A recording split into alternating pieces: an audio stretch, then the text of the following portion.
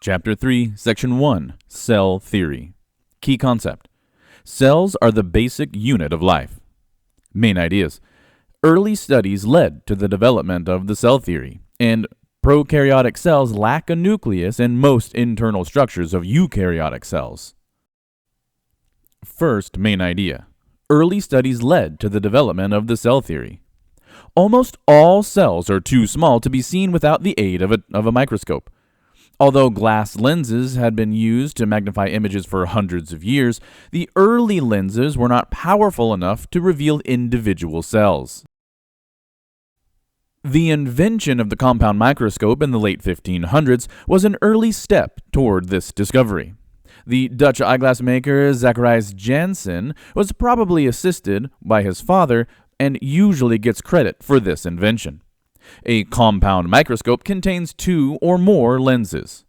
Total magnification, which is the product of the magnifying power of each individual lens, is generally much more powerful with a compound microscope than with a single lens.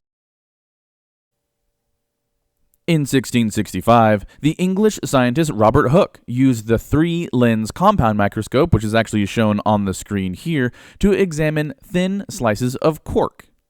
Cork is the tough outer bark of a species of oak tree.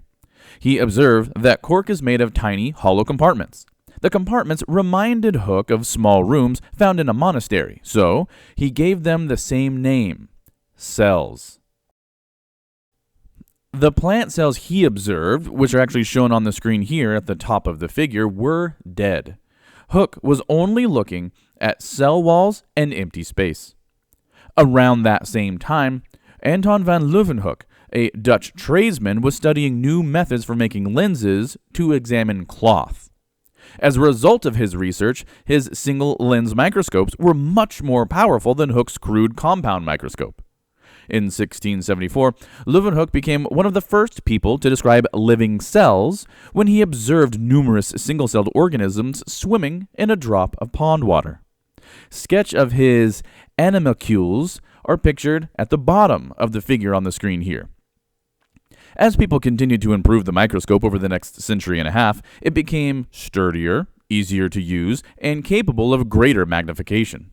This combination of factors led people to examine even more organisms. They observed a wide variety of cell shapes. They observed cells dividing, in addition to many other things. Scientists began to ask important questions. For example, is all living matter made of cells? And where do cells come from? The German scientist Matthias Schleiden also used compound microscopes to study plant tissue. In 1838, he proposed that plants are made of cells. Schleiden discussed the results of his work with another German scientist, Theodor Schwann. And Schwann was struck by the structural similarities between plant cells and animal cells. Schwann concluded that all animals are also made of cells. Shortly thereafter, in 1839, he published the first statement of the cell theory, concluding that all living things are made of cells and cell products. His theory helped lay the groundwork for all biological research that followed. However, it had to be refined over years as additional data led to new conclusions. For example, Schwann stated in his publication that cells form spontaneously by free cell formation. As later scientists studied the process of cell division, they realized that this part of Schwann's idea was wrong. In 1855, Rudolf Virchow, another German scientist, reported that all cells come from pre-existing cells. These early contributors to cell theory are actually pictured in your textbook.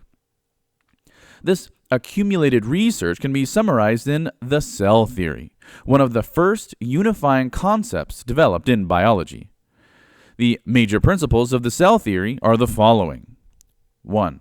All organisms are made of cells. 2. All existing cells are produced by other living cells. And 3. The cell is the most basic unit of life. Second main idea. Prokaryotic cells lack a nucleus in most internal structures of eukaryotic cells. The variety of cell types found in living creatures is staggering. Your body alone is made of trillions of cells of different shapes, sizes, and functions. They include long, thin nerve cells that transmit sensory information, as well as short, blocky skin cells that cover and protect the body. Despite this variety, the cells in your body share many characteristics with one another and with the cells that make up every other organism. In general, cells tend to be microscopic in size and have similar building blocks. They are also enclosed by a membrane that controls the movement of materials into and out of the cell. Within the membrane, a cell is filled with cytoplasm. Cytoplasm is a jelly-like substance that contains dissolved molecular building blocks, such as proteins, nucleic acids, minerals, and ions. Cytoplasm also contains ribosomes, which are molecules where proteins are assembled. In some types of cells, the cytoplasm also contains organelles, which are structures specialized to perform distinct processes within a cell. Most organelles are surrounded by a membrane, and in many cells, the largest and most visible organelle is the nucleus. Cells can be separated into two broad categories based on their internal structures: prokaryotic cells and eukaryotic cells. Eukaryotic cells have a nucleus and other membrane-bound organelles. The nucleus, which is the largest organelle, encloses the genetic information. Eukaryotes may be multicellular or single-celled organisms. Prokaryotic cells do not have a nucleus or other membrane-bound organelles. Instead, the cell's DNA is suspended in the cytoplasm. Most prokaryotes are microscopic, single-celled organisms. This has been Chapter 3, Section 1, Cell Theory. Key concept: cells are the basic unit of life. Main ideas: early studies led to the development of the cell theory, and prokaryotic cells lack a nucleus and most internal structures of eukaryotic cells.